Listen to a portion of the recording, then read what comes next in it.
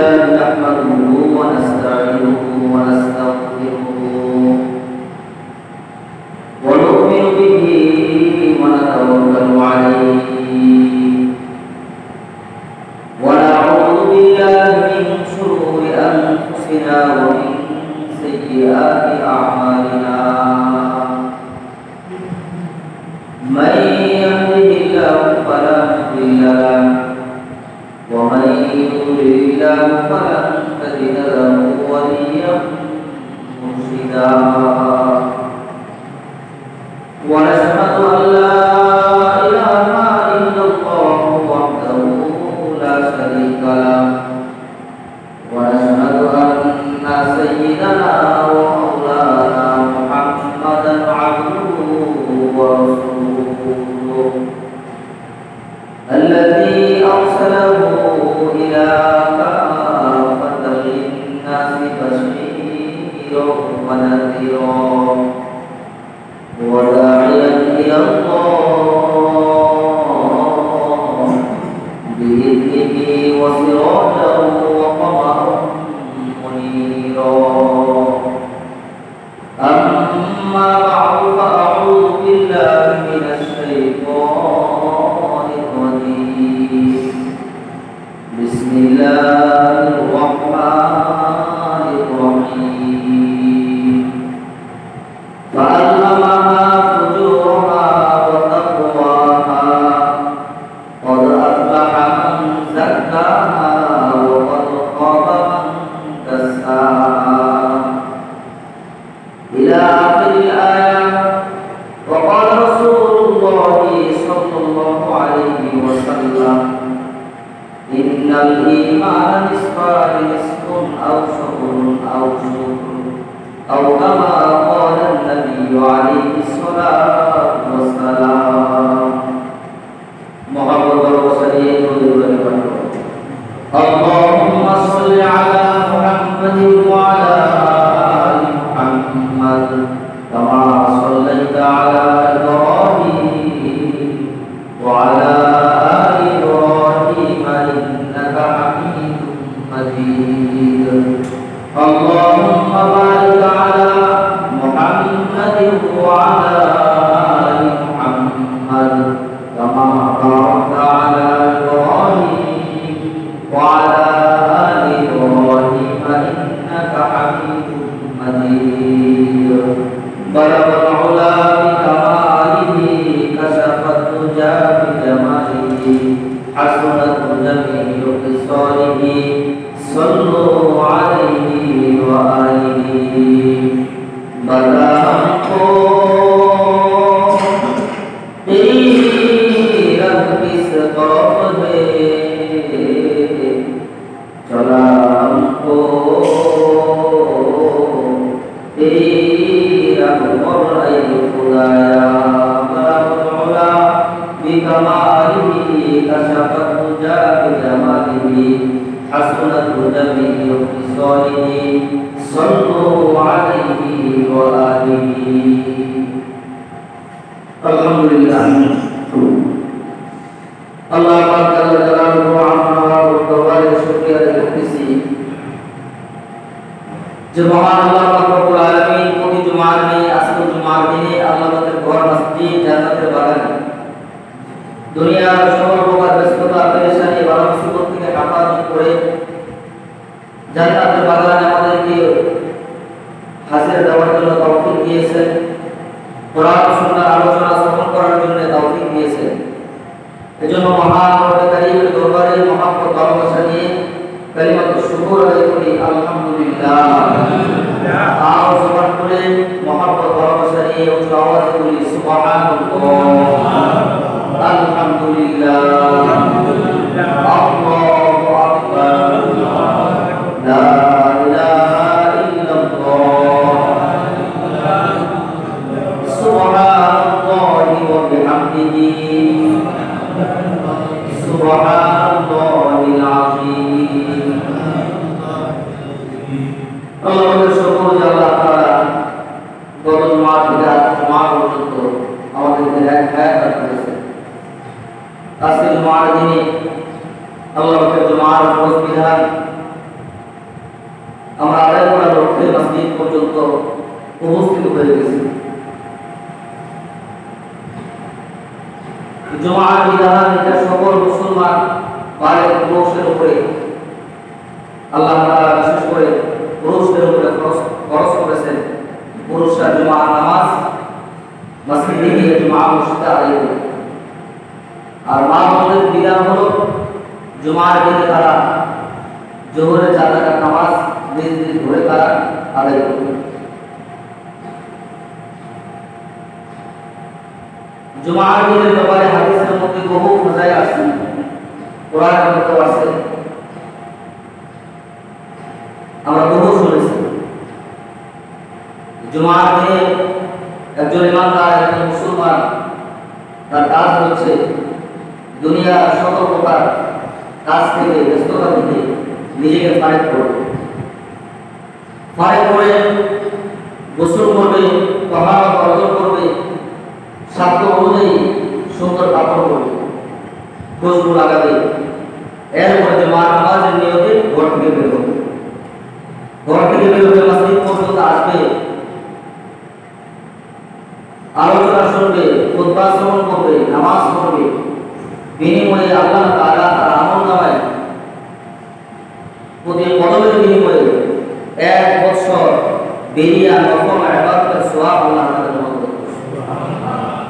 1 বছর নফল রোজা রাখার সওয়াব তার আমলনামায় জমা করে দেবেন। আর বহু কথা আছে।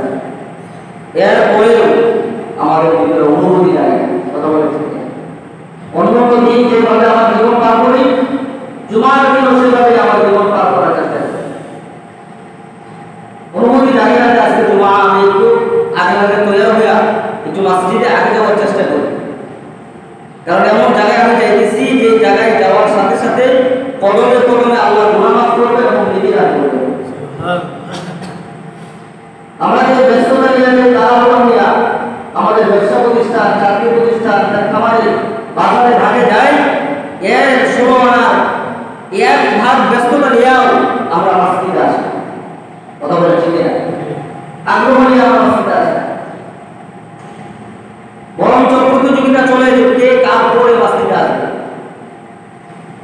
বলে এত আগে যেতে দিত, আর এত আগে আইসা মসজিদে যদি কোনো আমল নাও করা হয়, যদি চোখ করে বসে থাকা হয়, এরপরে গুনাহ মাফের ফেরেশতা আল্লাহর কাছে দোয়া করে যে আপনার বান্দা আপনার ঘরে বসে রয়েছে, আপনি আপনার বান্দাকে মাফ করে দেন। সুবহানাল্লাহ। তার জীবনের গুনাহগুলো আল্লাহ তাআলা ক্ষমা করে দেন। যতক্ষণ সময় তারা থাকবে, 1 মুহূর্ত সময় খাই নাই, গুনাহ একদিক দিয়ে বর্জন হবে, আরেক দিক দিয়ে নেকি জমা হতে থাকবে। সুবহানাল্লাহ।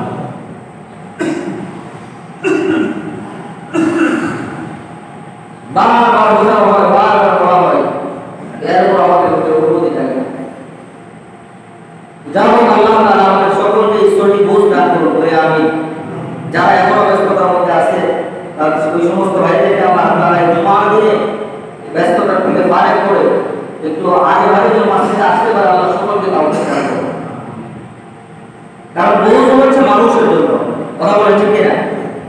বোঝ এটা কাদের জন্য বলে? মানুষের জন্য। কারণ গরু, ছাগল, অন্য প্রাণীকে আল্লাহ তাআলা এই বোঝ শক্তি দেন নাই, তাদেরকে আকল দিছে, বুদ্ধি দিছে। এই বুদ্ধি দিয়ে তারা দুনিয়াতে চলে।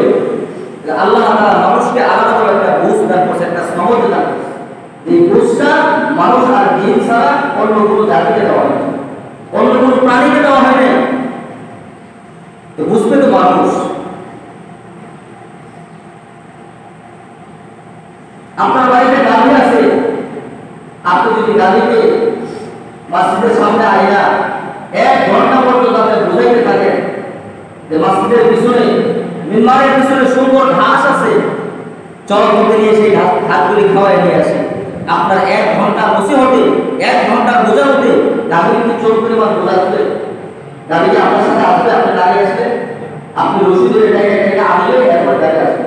এর আগ পর্যন্ত গাভী কিন্তু আপনার কথা শুনে না, সে আপনার পিছনে পিছনে মসজিদের পিছনে আইসা ঘাস খাইতে আসবে না। কেন? বলে ওই গাভীর ভিতরে বোঝ নেই। গাভীর ভিতরে কি নেই? বোঝ নেই। আর একজন মানুষ করতেছে, মুসাফিরের হালতের মধ্যে আছে। রোদের প্রভাবের কারণে তৃষ্ণা লেগে গেছে। রাস্তার মধ্যে একজনকে পাইছে, বলতেছে চাচা অনেক তৃষ্ণা লেগেছে, পানি খুঁজতেছি, পানি পাইতেছি না, কোথায় পানি পাবো? ওই সময় যদি ওই চাচা বলে যে ওই যে দেখো একটা বড় গাছ দেখা যায়, ওই গাছের গোড়ার মধ্যে একটা টিউব আছে, বলে সেখানে গিয়ে পানি পান করো, তোমার তৃষ্ণা নিবারণ করো। এই আল্লাহর বান্দা কিন্তু ওই মুরব্বির কাছ থেকে সংবাদ পাওয়ার সাথে সাথে টিউবুলের দিকে দৌড় দিবে, গিয়ে টিউবুলের পাড়ে গিয়ে পানি খেয়ে পানি পান করে তার তৃষ্ণা মিটাবে। কথা বলে ঠিক কিনা?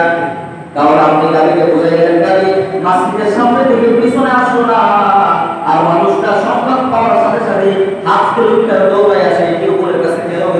এর অর্থ হচ্ছে মানুষের মধ্যে বুঝ আছে, গাড়ির মধ্যে বুঝ না। কথা বলে ঠিক কিনা? মানুষের মধ্যে বুঝ আছে আর গাভীর মধ্যে বুঝ নাই, এজন্য তাকে বুঝাইলেও কাজ হবে না। আর বুঝ হচ্ছে মানুষের জন্য, কিন্তু এরপরও আমরা বোঝার চেষ্টা করি, বোঝার অনুভূতি আমাদের মধ্যে যায় না। এজন্য বুঝ এটা আলাদা একটা বড় একটা নিয়ামত। এই বুঝ শক্তি আল্লাহ তাআলা দুনিয়াতে সকল মানুষকে দেয় নাই। কিছু মানুষকে আল্লাহ তাআলা বুঝ শক্তি তাদেরকে দেয় নাই, তাদের কাছ থেকে আল্লাহ তাআলা রেখে দিয়েছেন। তারা আমাদের সমাজে, আমাদের দেশে বসবাস করে, তাদেরকে আমরা পাগল বলি। কথা বলে ঠিক কিনা? আমার মধ্যে যে বুঝটা আছে, পাগলের মধ্যে কি সেই বুঝটা আছে?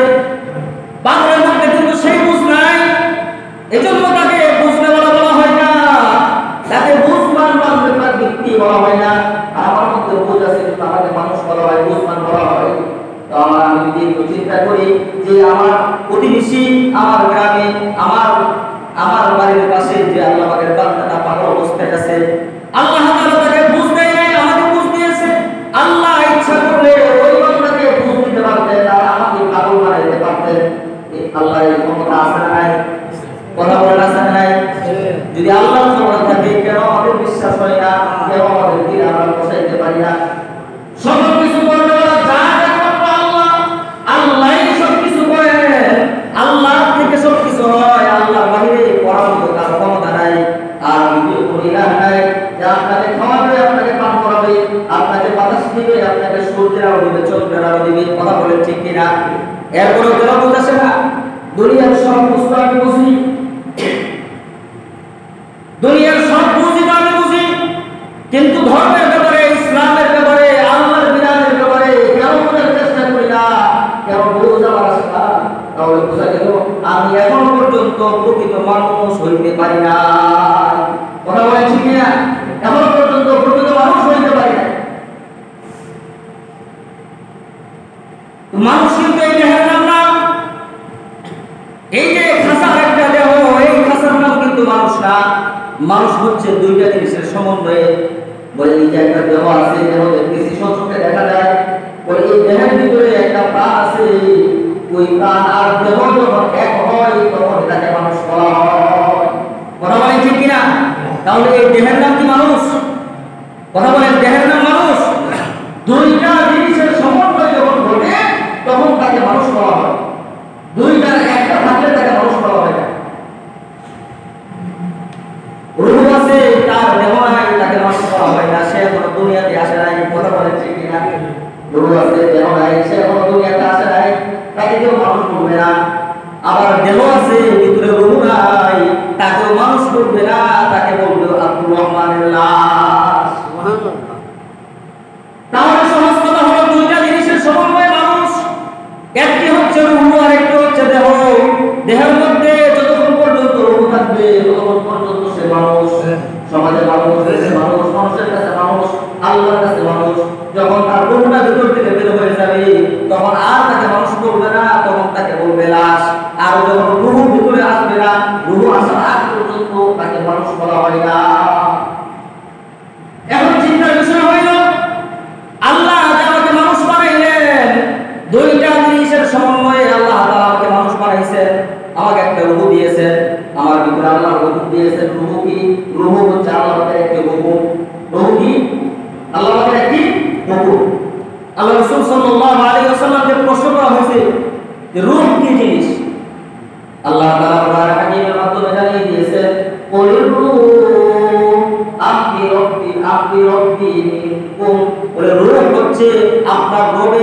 আপনার রবের পক্ষ থেকে একটি হুকুম, সুবহানাল্লাহ। আল্লাহর একটা আদেশ, আল্লাহর একটা হুকুম, ভিতরে ঢুকে যাও, বাস ঢুকে গেছে। আবার যখন আল্লাহ বলবে বের হয়ে আসো, ইরজিই, বের হয়ে আসো, বের, আল্লাহ বলার সাথে সাথে রূহটা ভিতর থেকে বের হয়ে আসবে, তখন মানুষটা লাশ হয়ে যাবে। আল্লাহ যখন আদেশ করবে ঢোকার জন্য, তখন মানুষ হইছে।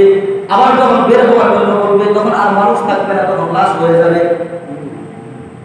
এখন সুখমনের বিষয় হইল আল্লাহ তাআলা যে আমাদের ভিতরে মন দান করছে এবং প্রাণ আছে, মন আর প্রাণ দুইটা কিন্তু এক জিনিস না।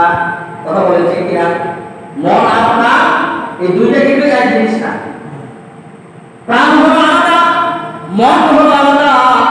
প্রাণ ওই জিনিসকে বলা হয় যার মধ্যে জীবিকা শক্তি আছে, জীবিত থাকার শক্তি আছে, তাকে প্রাণ বলা হয়। আর মন ওই জিনিসকে বলা হয় যে দুনিয়ার আসবাবপত্র এবং দুনিয়ার সকল কিছু থেকে শিক্ষা নিবে, তার ভিতরে অনুভূতি জাগবে, ওই অনুভূতি শক্তির নাম হচ্ছে মন। জীবিত থাকার শক্তির নাম হচ্ছে প্রাণ, আর অনুভূতি আমার ভিতরে জাগবে, এই অনুভূতি শক্তির নাম হচ্ছে মন। প্রাণ আর মন দুইটা এক জিনিস। সহজ বুঝবেন কেমনে? জাগ্রত মানুষ আর ভ্রমন্ত মানুষ, বলে ভ্রমন্ত মানুষের মধ্যে প্রাণ আছে, জাগ্রত মানুষের মধ্যে প্রাণ আছে। কথা বলেন ঠিক না? খুব খেয়াল করে বুঝবেন, গভীর বিষয়ের আলোচনা খুব খেয়াল করে বুঝবেন। ওই ঘুমন্ত মানুষ আর জাগ্রত মানুষ, ঘুমন্ত মানুষের মধ্যে প্রাণ আছে, জাগ্রত মানুষের মধ্যে প্রাণ আছে, কিন্তু ঘুমন্ত মানুষের মধ্যে মন নাই, আর জাগ্রত মানুষের মধ্যে প্রাণ মন দুটোই আছে। বলে সুবহানাল্লাহ। জাগ্রত ব্যক্তির ভিতরে দুটোই আছে, মন আছে, প্রাণ আছে। আর ঘুমন্ত মানুষের মধ্যে প্রাণ আছে, মন নাই। প্রাণ আছে বিধায় আবার যখন নির্দিষ্ট সময়ে ঘুম থেকে না, ওই ভিতরে জাগ্রত হয়ে যায়। কথা বলে ঠিক না? কিন্তু মন নাই। কারণ আপনি সজাগ থাকা অবস্থায় ইচ্ছা করলে আপনি একটা কাজ করতে পারবেন, আপনার স্বজ্ঞানে আপনি একটা কাজ করতে পারবেন, কিন্তু ঘুমায় গেলে আপনি কি কোনো কাজ করতে পারবেন? কথা বলতে পারবেন? পারবেন না। তাহলে আপনার ভিতরে মন নেই। যারা যখন ঘুমায় যাই আমরা, আমাদের ভিতরে মন থাকে না, প্রাণ থাকে। কারণ আল্লাহ তাআলা আমাদেরকে রূপ দান করছেন, প্রাণ দিয়েছেন। এই প্রাণগুলি আল্লাহ তাআলা আসমানের উপরে রেখে দিয়েছেন। সাত আসমানের উপরে আল্লাহ তাআলা প্রাণগুলি রেখে দিয়েছেন। কিয়ামত পর্যন্ত আসমান থেকে আল্লাহ তাআলা মানুষের প্রাণগুলি দুনিয়াতে নামাবেন না, মানুষের প্রাণগুলি আল্লাহ তাআলা দুনিয়াতে দিবেন না। তাহলে আপনি আমি যে কথা বলি, আপনি আমি চলি, আপনি আমি দুনিয়াতে যে করি, তাহলে আমাদের মধ্যে কি হুজুর প্রাণ যদি না থাকে, তাহলে আমি দুনিয়াতে কেমনে চলি? প্রশ্ন থাকে কি থাকে না? প্রাণ যদি আমার মধ্যে না থাকে, তাহলে আমি দুনিয়ার ব্যবসা কেমনে করি, চাকরি কেমনে করি, খেত খাবার কেমনে করি, আমার সন্তানাদি বিবি বাচ্চা কেমনে হয়, আমি দুনিয়াতে কেমনে বসবাস করি? এটা বোঝার জন্য মুফাসসিরিন এটা বলেন, প্রতিদিন সকালবেলা আসমানে আমরা সূর্য দেখতে পাই। কথা বলেন ঠিক কিনা? তারা দেখতে পাই, রাত্রিবেলায় আবার চন্দ্র দেখতে পাই। বলে সকালবেলা যখন সূর্য ওঠে 10টা-11টার দিকে আপনি যদি একটা পুকুর পাড়ে গিয়ে দাঁড়ান, যে পুকুর পাড়ে আশেপাশে কোনো গাছ নাই, শ্যামা পড়ে না, রোদের তাপ যে পুকুরের পানির মধ্যে পড়ে, আপনি যদি পুকুরের পাড়ে দাঁড়ান, তাহলে ওই আসমানের চন্দ্র, আসমানের সূর্যের মতো আর একটা সূর্য পানির মধ্যে দেখা যায়। কথা বলেন ঠিক কিনা? এখন বলেন সূর্য কয়টা, একটা না দুইটা? কেন পানির ভিতরে দেখতেছেন, ওটা কি কোনো মানুষের সূর্য দেখা যায় নাকি? উপরেরটা যেরকম আকার আকৃতি, পানির ভিতরেরটা ওরকম আকার আকৃতি দেখা যায়, সূর্য দেখা যায় না, বড় দেখা যায় না। তাহলে কেন? কি এর রহস্য কি? ওই যে আসমান, ওই যে সূর্যের যে ছায়াটা, সূর্যের যে শ্যামাটা, এই শ্যামাটা পানির মধ্যে পড়ার কারণে একটা ছাপ পড়ে গেছে। আসলে পানির সূর্যটা আসল সূর্য না, আসল সূর্য হচ্ছে আসমানে। পানির মধ্যে যে সূর্য দেখা যায় ওটা সূর্যের শ্যামা। কথা বলে ঠিক কিনা? দুনিয়াতে আল্লাহ তাআলা আমাদেরকে মানুষ বানাইছেন, দুনিয়াতে আল্লাহ তাআলা আমাদেরকে মানুষ হিসেবে দুনিয়াতে পাঠাইছেন। তো আমাদের মধ্যে আল্লাহ তাআলা আসল প্রাণ দেয়, আসল প্রাণটা আল্লাহ সাত আসমানের উপরে রেখে দিয়েছেন। ওই প্রাণের একটা শ্যামা, একটা ছায়া আমাদের ভিতরে আল্লাহ দান করেছেন। ওই সামানি আমি চলতেছি, ওই সামানি আমি চলতেছি, যার কারণে মানুষের মৃত্যু হয়, যার কারণে মানুষ মারা যায়। আসল প্রাণ যদি আল্লাহ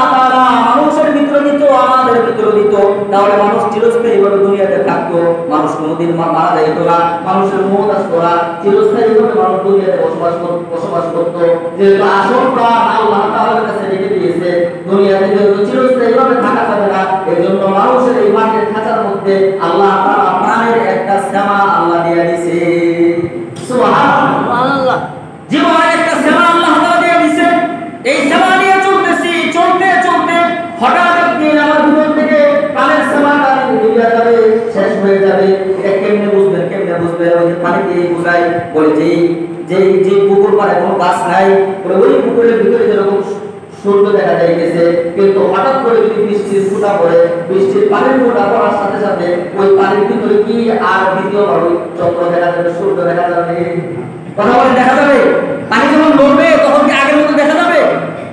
পানি লড়ার সাথে সাথে ওই চন্দ্রের সেমাটা মুছে যাবে, সূর্যের সেমাটা মুছে যাবে, আর দেখা যাবে না।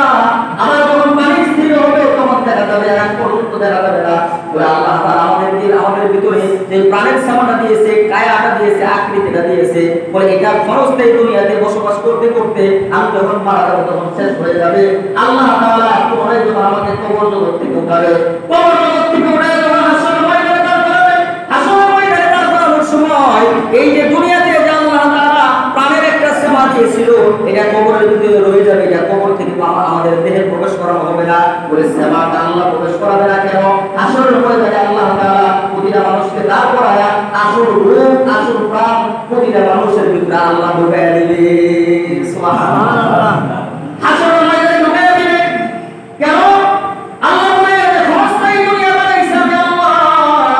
বলে এই ক্ষণস্থায়ী দুনিয়া একদিন ধ্বংস হবে, তোমরাও দুনিয়া থেকে মৃত্যুবরণ করবা। ক্ষণস্থায়ী দুনিয়াতে আমি অরিজিনাল জিনিস নেই নাই, ক্ষণস্থায়ী দুনিয়াতে আমি আসল জিনিস নেই নাই, ক্ষণস্থায়ী দুনিয়াতে আমি ক্ষণস্থায়ী সেবা দান করেছি। সুবহানাল্লাহ। যেহেতু তোমরা দুনিয়াতে চিরদিন থাকবে না, এজন্য তোমাদের আসল প্রাণ আমি দেই নাই, ক্ষণস্থায়ীভাবে তোমাদের প্রাণের একটা সেবা দিয়েছি।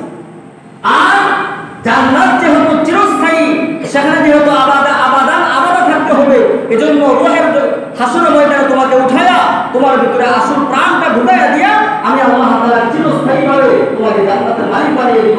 ওই দিন তোমার ভিতরে আসল প্রাণটা আল্লাহ ঢুকাইয়া দিব। সুবহানাল্লাহ। এতক্ষণ কি বুঝাইলাম, কি বুঝাইতে চাইলাম? বুঝা আসছে? আমরা মানুষ, আমাদের দেহ, আমাদের মানুষ, এই মানুষটার দুইটা জিনিসের সম্বন্ধ। কয়টা জিনিস? কয়টা জিনিস? দুইটা। একটি হচ্ছে দেহ, আরেকটি হচ্ছে কি? রূহ। আর আমাদের মধ্যে আল্লাহ তাআলা প্রাণ দিয়েছেন এবং সাথে সাথে মন দিয়েছেন।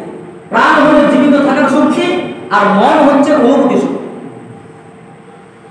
এই জন্য একজন মানুষের ভিতরে প্রাণ আছে, প্রাণ থাকার সাথে সাথে আল্লাহ তাকে যে মন দান করেছে, তার ভিতরে যদি অনুভূতি শক্তিটা না থাকে, অনুভূতি শক্তিটা যদি সে জাগ্রত না করতে পারে, অনুভূতি শক্তি দিয়ে সে যদি ন্যায় আমল করতে না পারে, অনুভূতি শক্তি দিয়ে সে যদি আল্লাহকে না চিনে, অনুভূতি শক্তি দিয়ে সে যদি রাসূলকে না চিনে, অনুভূতি শক্তি দিয়ে সে যদি কোরআন না পড়ে, হাদিস না পড়ে, আল্লাহর কুদরতি জাত নিয়ে চিন্তা ফিকির না করে, তাহলে আল্লাহ তাআলা বলেন ওয়ালাকাদ যারানা লিজাহান্নামা কাসীরাম মিনাল জিন্নি ওয়াল ইনস লাহুম কুলুবুন লা ইয়াফকাহুনা বিহা ওয়া লাহুম আ'য়ুনুন লা ইবসিরুনা বিহা ওয়া লাহুম আযানুন লা ইয়াসমাউনা বিহা উলাইকা কাল আনআমি বাল হুম আযাল উলাইকা হুমুল গাফিলুন।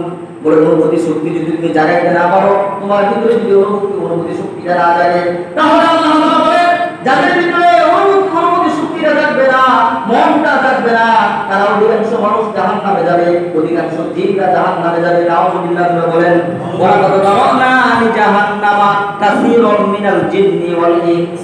কাসীর মানে অধিক পরিমাণে, মিনাল জিন্নি ওয়াল ইনস, জিন এবং মানুষ, অধিক পরিমাণে মানুষ জাহান্নামে যাবে। কেন যাবে? বলে লাহুম কুলুবুন লা ইয়াফকাহুনা বিহা, অনুভূতি দিয়া তার কলবের দরওয়াজা সে খুলে নাই, অনুভূতি দিয়া তার কলবকে সে জাগ্রত করে নাই। লাহুম কুলুবুন লা ইয়াফকাহুনা বিহা ওয়া লাহুম আ'য়ুনুন লা ইবসিরুনা বিহা, অনুভূতি দিয়া তার চোখ সে সঠিকভাবে ব্যবহার করে নাই, তার চোখের পর্দা সে খুলে নাই, তার চোখের মধ্যে পর্দা পড়ে গেছে, এই পর্দাটা অনুভূতি শক্তি দিয়া সে দূর করে নাই। ওয়া লাহুম আয়ুল্লাহ ইবসিরুনা বিহা, বলে তার কানের মধ্যে একটা পর্দা পড়ে গেছে, অনুভূতি শক্তি দিয়ে পর্দাটা সরানোর চেষ্টা করে নাই। এই গুণগুলি যাদের মধ্যে আছে তাদের কলবটা শক্ত হয়ে গেছে, কলবটা অন্ধ হয়ে গেছে। আল্লাহ তাআলা বলে এরা দেখতে যদিও মানুষ, এরা দেখতে যদিও মানুষের মতো দেখা যায়, কিন্তু আমি আল্লাহ তাআলা চূড়ান্ত ফয়সালা হইল উলাইকা কাল আনআম বাল হুম আদল, বলে চতুষ্পদ জানোয়ারের চেয়েও তারা আমার কাছে নিকৃষ্ট। বলে নাউযুবিল্লাহ। এখন জনগণ বলে এটা কি আমি আপনাদের ইমাম সাহেবের কথা না আল্লাহর কথা? আল্লাহ। বলেন কার কথা? আল্লাহ কোরআনের আয়াতের কথা। মানলেও সত্য, না মানলেও সত্য। অনুমতি শক্তিটা ভিতরে জাগাইতে হবে। যখন আপনার ভিতরে অনুমতি শক্তি থাকবে তখন আপনার দিন নেকামত করতে মনে যাবে, যখন আপনার দিন আল্লাহকে ভালোবাসতে মনে যাবে, তখন আপনার মন নবীকে ভালোবাসতে মনে যাবে, আপনার মন তখন কোরআন করতে মনে যাবে, আপনার মন তখন নেকামত করতে মনে যাবে।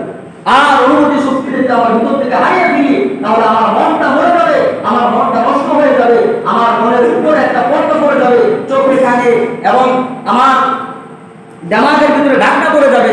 তখন আমি আল্লাহকে আর চিনব না, আল্লাহর মহব্বত আমার কলবে থাকবে না, ইসলাম ও দ্বীনের মহব্বত কলবে থাকবে না। তখন ওই মানুষটা চতুষ্পদ জানোয়ারের চেয়ে আল্লাহ তাআলার কাছে নিকৃষ্ট। এজন্য আমরা যারা মুসলমান আলহামদুলিল্লাহ, আল্লাহ শুকর, আল্লাহ শুকর, ওই কাতারে আমরা পড়ি নাই। আলহামদুলিল্লাহ বলেন আলহামদুলিল্লাহ। লাহুম কুলুবুন লা ইয়াফকাহুনা বিহা ওয়া লাহুম আ'য়ুনুন লা ইউবসিরুনা বিহা ওয়া লাহুম আযানুন লা ইয়াসমাউনা বিহা। এই আয়াতের সরাসরি হুকুমে পড়ে দুনিয়ার কাফের বেঈমান যারা, সুবহানাল্লাহ, দুনিয়ার কাফের বেঈমান যারা আল্লাহকে মানে না, মূর্তি পূজা করে, দেবীর পূজা করে, তারা সরাসরি আয়াতের হুকুমের মধ্যে পড়ে যায়, বলে তাদের অন্তরের ভিতরে আল্লাহ তাআলা মোহর মেরে দিয়েছে। কিন্তু আমরা মুসলমান, আমরা ইমানদার, আমরা যদি তাদের কার্যক্রম করি, তাদের মতো চলাফেরা করি, তাদের মতো জীবন যাপন করার চেষ্টা করি, তাহলে আমাদের ভয় হচ্ছে তাদের কাজের সাথে যদি আমার কাজটা মিলে যায়, তাদের কাজের সাথে যদি আমার কাজটা মিলে যায়, তাহলে হাসরের ময়দানে যদি আল্লাহ তাআলা বলেন মান তাশাব্বাহা বিকওমিন ফাহুয়া মিনহুম, বলে দুনিয়াতে যার কাজের সাথে তোমার কাজ মিলে গিয়েছে ওই ব্যক্তির সাথে আজকে তোমার হাসর হবে। কথা বলেন ঠিক কি না? ওই ব্যক্তির সাথে যদি হাসর হয় তখন আমার কি হবে জানাই তো, বাঁচার কোনো উপায় থাকবে না। এজন্য আজকে আমরা মুসলমানরা বিভিন্ন দিক দিয়ে শিরিক করি, বিভিন্ন দিক দিয়ে আমরাও কিন্তু পূজা করি, পূজা থেকে খালি না। হিন্দুরা মাটি দিয়ে মূর্তি বানায় পূজা করে, আর আমরা ব্যাংকে আমরা বিভিন্ন জায়গায় টাকা রাখিয়া ওই টাকাগুলিকে পূজা করি। কথা বলেন ঠিক কিনা? বিভিন্ন ঘরে স্বর্ণ অলংকার রাখিয়া স্বর্ণ অলংকারগুলিকে পূজা করি, বলে জমি বাড়াইতে বাড়ানোর ফিকির করি, কেমনে জমি বাড়বে, কেমনে জমি বাড়বে, কেমনে জমি বাড়বে। এই জমি পূজা আমরা করতেছি, আমার মনের অজান্তেই এগুলি পূজা হয়ে যাইতেছে। আর পূজা যে ব্যক্তি করবে সে আল্লাহর সাথে শিরিক করবে, আর শিরিকের গুনাহ আল্লাহ সহজে মাফ করবে না। তারা তো প্রকাশ্যে করতেছে শিরিক, আমরা মুসলমানরা গোপনে গোপনে অনেক শিরিক করতেছি, যেটা আমরা নিজেরাও বুঝি না, নিজের চোখে ধরাও পড়ে না। কথা বলে ঠিক কিনা? নিজের চোখে ধরাও পড়ে না। এজন্য আজকের তোমার বয়ান থেকে এটাই বুঝাইতে চাইতেছি, আল্লাহ আমাকে মানুষ বানাইছে দুইটা জিনিসের সমন্বয়ে। একটা মাটির দেহ আল্লাহ দিয়েছে, মাটির একটা খাঁচা দিয়েছে, ভিতরে আমার একটা রূহ আল্লাহ তাআলা ফুঁইকা দিয়েছে। দুইটা জিনিসের সমন্বয়ে আমি মানুষ হইছি। এরপর আল্লাহ তাআলা আমার ভিতরে প্রাণ দিয়েছে, আল্লাহ আমার ভিতরে মন দিয়েছে। বলে প্রাণ আছে, মন যদি কার্যকরিতা না হয় তাহলে ওই মানুষটা জাহান্নামী। আর প্রাণ আছে, তার মনের মাধ্যমে যদি অনুভূতি শক্তি জাগাইতে পারে তাহলে ওই ব্যক্তিটাই জান্নাতের মালিক হয়ে যাবে। সুবহানাল্লাহ। এখন এটা কিন্তু সহজে আসবে না, গভীরভাবে খেয়াল করে বুঝবেন।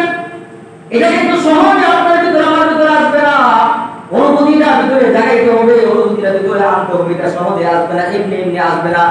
যেইভাবে দুনিয়ার কাজকর্ম, দুনিয়ার আসবাবপত্র, দুনিয়ার যে কাজ আমরা করি না কেন, ওই কাজের পিছনে আমাকে শ্রম দিতে হয়, ওই কাজের পিছনে আমার শক্তি ব্যয় করতে হয়, ওই কাজের পিছনে আমার মাল ব্যয় করতে হয়, ওই কাজের পিছনে আমার সময় ব্যয় করতে হয়। কথা বলেন ঠিক কিনা?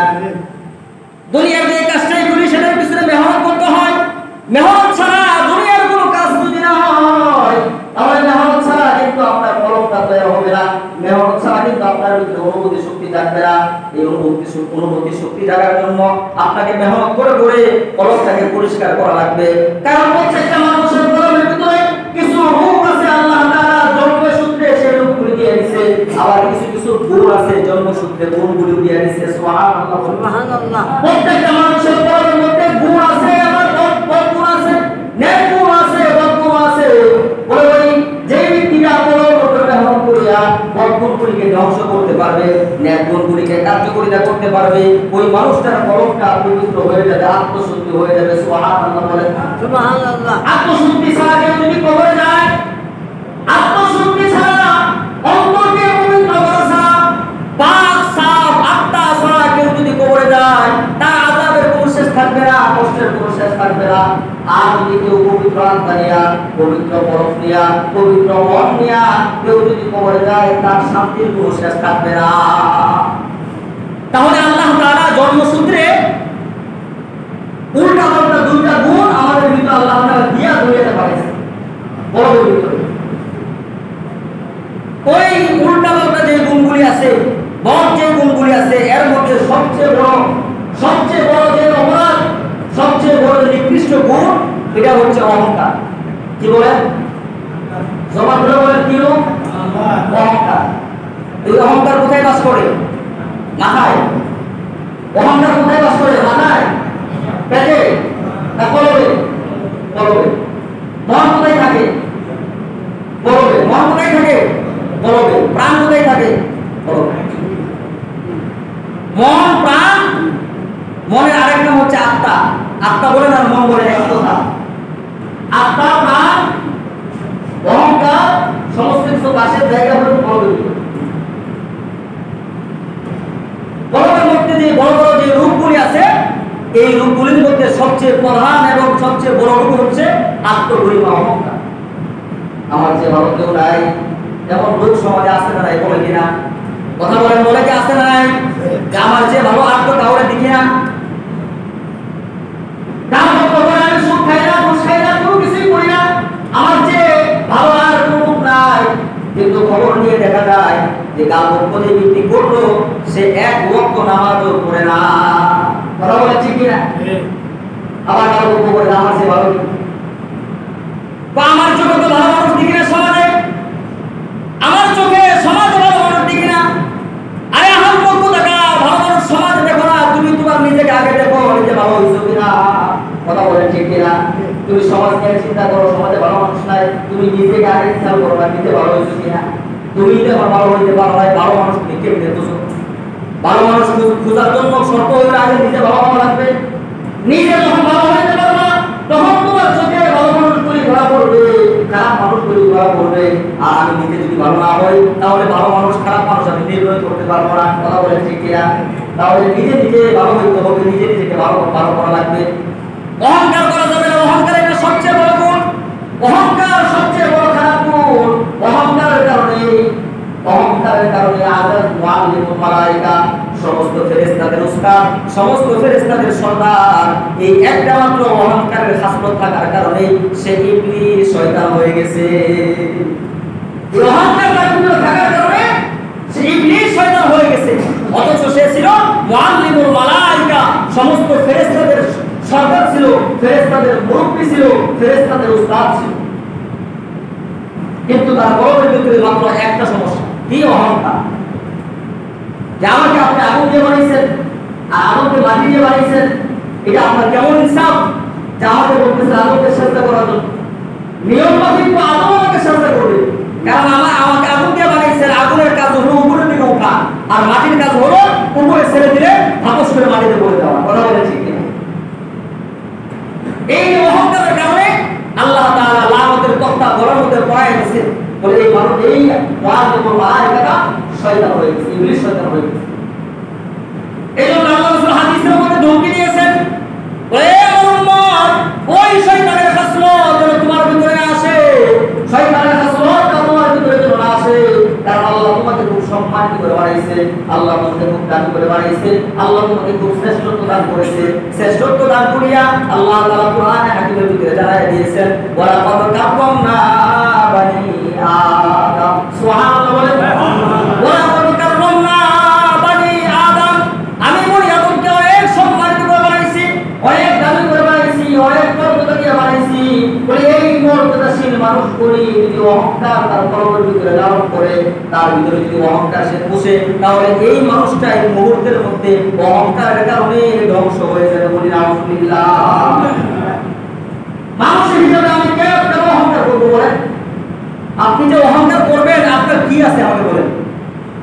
আমাকে আপনি বোঝান যে আপনার কি আছে। আপনি বলেন যে আমার হাত, আমার দেহ।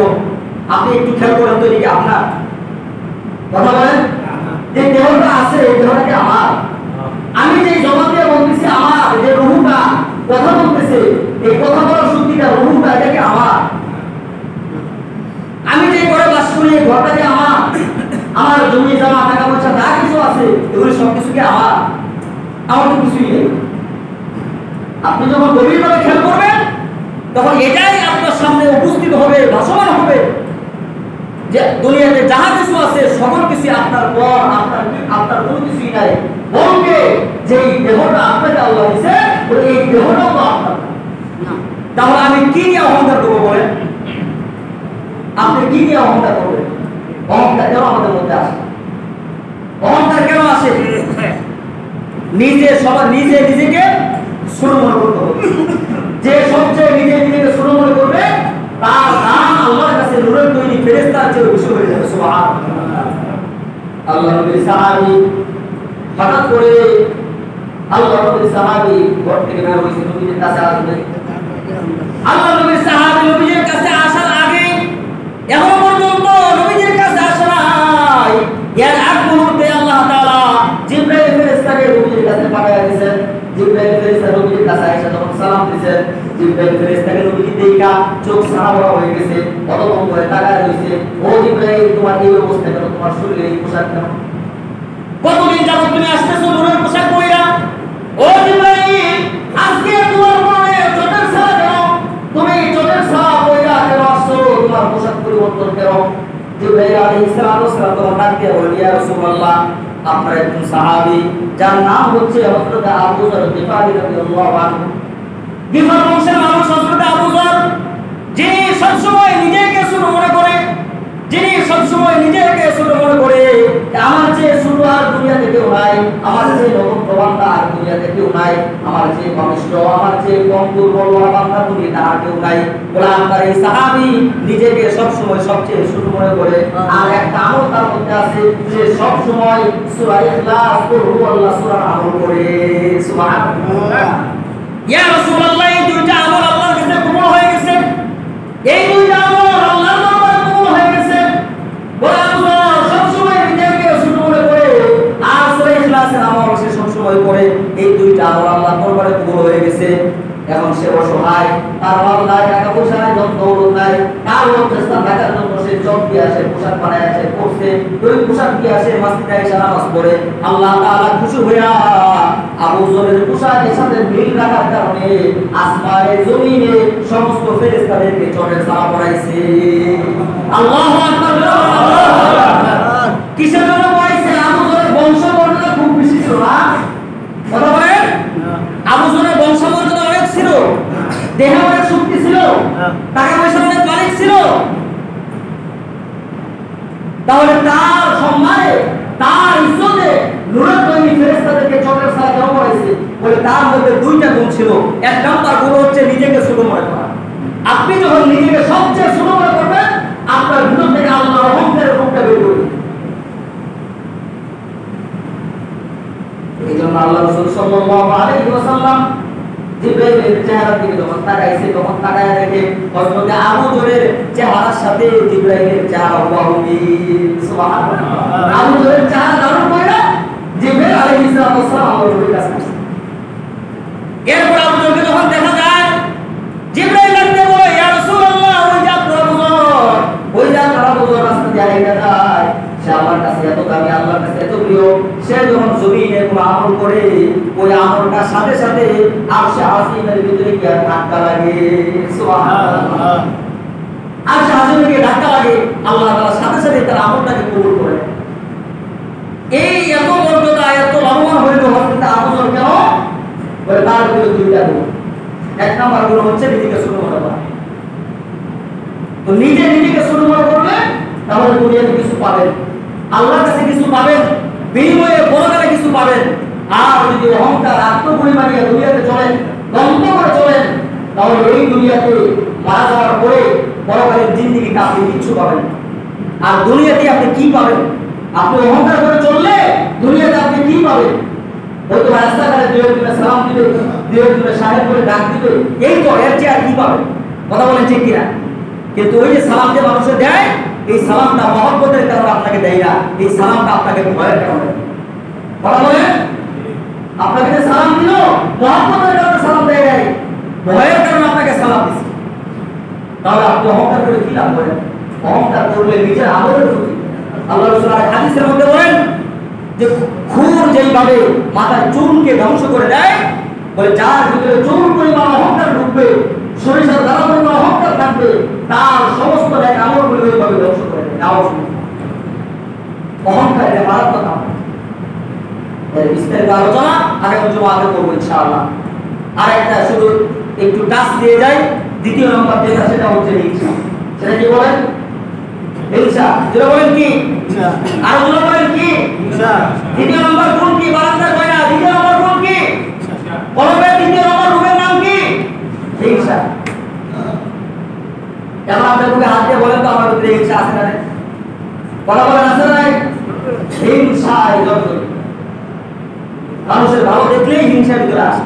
যুবতী এত কিছু করলো আর কারণ এই হিংসার কারণে এমন মানুষ আছে যে নিজের কিছু ক্ষতিকে সাধন করা হলেও আরেকজনের উপরে তার হিংসাকে বাস্তবায়ন করে। বরাবর ঠিক কিনা? তার একদিকে একটু ক্ষতি হয়েছে, অবাস্তব বলতেছি না, হিংসারে সইনা বলতেছি। এমন কথা বলে যে আমার 5 কাঠা জমি চলে যায়, কোনো সমস্যা নাই, 5 কাঠা জমি বিক্রি করে হলেও অমুকের ছেলেকে দেখেছেন। বরাবর বলে কিনা? কেস মামলা করে অমুকের ছেলেকে দেখেছেন, অমুককে দেখেছেন, আমার 5 লাখ টাকা সমস্যা নাই, তাও দেখেছেন। বলে কি বলে না? এটা কিসের কারণে বলছে? মহব্বতের কারণে। তাই তো বলেন মহব্বতের কারণে না হিংসার কারণে? এই হিংসা এটা কলবের দ্বিতীয় নম্বর দোষ, দ্বিতীয় নম্বর বদখাসলত। এটা মানুষের আমলকে ধ্বংস করে দিবে। এই হিংসার কারণে আমল উপরে উঠবে না, প্রথম আসমানের নিচে আমল করে জ্বলন্ত অবস্থায় থাকবে। যদি আমার ভিতরে হিংসা থাকে, আমি যে আমলটাই করবো এমন প্রথম আসমানের নিচে জ্বলন্ত অবস্থায় থাকবে, আল্লাহর দরবারে বসবে না। এজন্য হিংসা করা যাবে না। হিংসা এটা শয়তানের খাসলত। হিংসা এটা শয়তানের খাসলত। দুনিয়াতে যারা হিংসা করবে, দুনিয়াতে যারা বিদ্বেষ করবে, যাদের মধ্যে হিংসা থাকবে, কাল কিয়ামতের ময়দানে ওই যে বাবা আদমের প্রথম সন্তান কাবিল, বাবা আদমের প্রথম সন্তান কাবিল হিংসার বশবর্তী হয়ে নিজের ভাইকে হত্যা করছে। তো দুনিয়াতে কিয়ামত পর্যন্ত যাদের মধ্যে হিংসা থাকবে, আল্লাহ তাদেরকে কাবিলের সাথে হাসর করায়া জাহান্নামে দিবে। আর যারা নিজেকে ছোট মনে করবে, নিজের ভিতরে সততা থাকবে, হাবিলের সাথে আল্লাহ তাআলা হাসর করায়া জান্নাতে বাড়ি করায়। সুবহানাল্লাহ। তাহলে হিংসা আমাদের মধ্যে রাখা যাবে? অহংকার আর হিংসা রাখা যাবে? এই দুইটা গুণ থেকে, দুইটা বদখাসলত থেকে আল্লাহর কাছে পানা চাওয়া লাগবে, ক্ষমা চাওয়া লাগবে। আল্লাহ তাআলা আমাদের সকলের ভিতর থেকে 1 নম্বরে অহংকার, 2 নম্বরে হিংসা, এই দুইটা বদখাসলত আমাদের ভিতর থেকে আল্লাহ তাআলা বের করে দেন। সবাই বলুন আমিন। আল্লাহ